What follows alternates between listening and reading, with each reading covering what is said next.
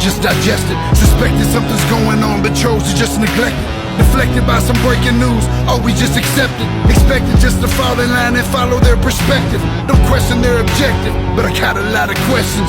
How these kids molested, but nobody's been arrested. Read it in the testament, these children are protected, so I'm fighting.